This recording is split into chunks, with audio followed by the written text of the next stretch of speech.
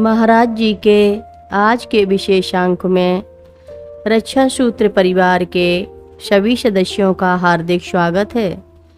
बाबा जी के भक्तों को राम राम। आश्रम के सभी मंदिरों में भोग लग जाने के बाद माँ का भोग प्रसाद दूध कच्छ में लाया जाता। दूध कच्छ में लोहे की एक छोटी चौकोर शक्कर रखी रहती थी, जिसमें गोबर, मिट्टी और कोयले के मिश्रण से बने सूखे गोले सुलगते रहते थे। इन गोलों को कैंची में गुड़ टोले कहा जाता है। माँ का प्रसाद टिफिन के स्टील के डिब्बों में आग पर रखा जाता था।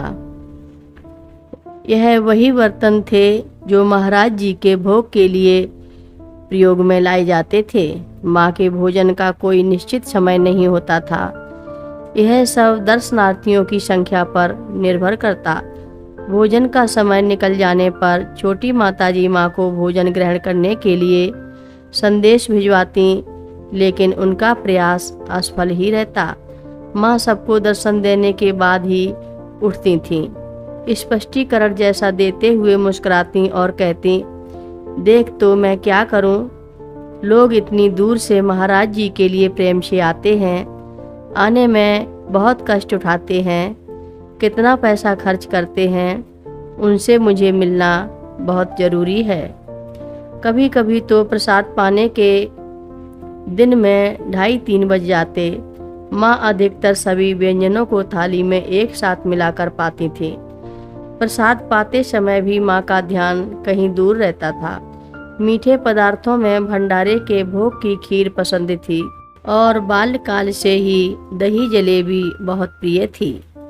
जाड़ों की रात में कभी कभी भोजन के बाद थोड़ा सा गुड़ लेती थी।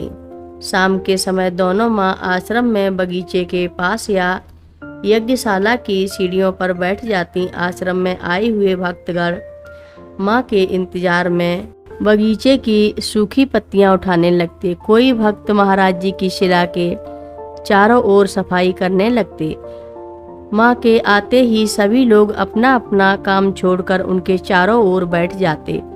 माँ कभी आश्रम के पीछे जल के प्राकृतिक स्रोत के पास जाकर बैठ जाती और कुछ ही देर में यहाँ भी सब लोग इकट्ठा हो जाते।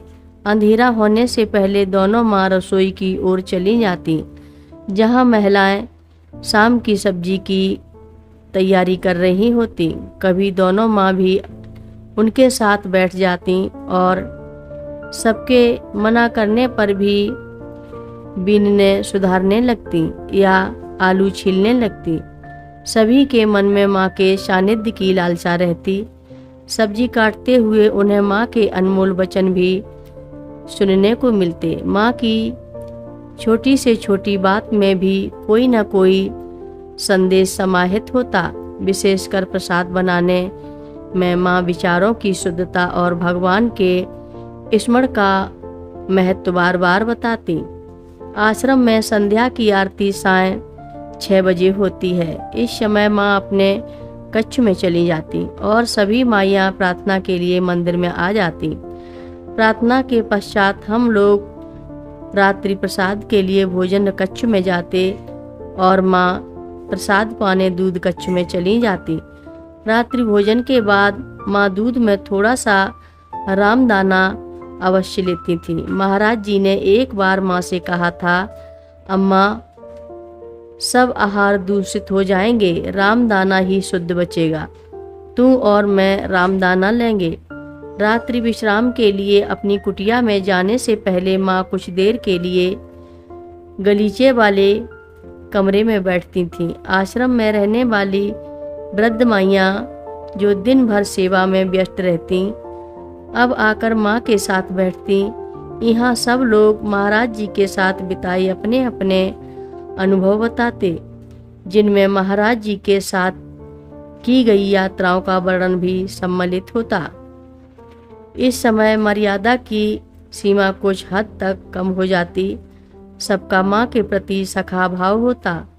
हम लोग भी धीरे से जाकर पीछे बैठ जाते और वहाँ की सरसता एवं मधुरता का आनंद लेते।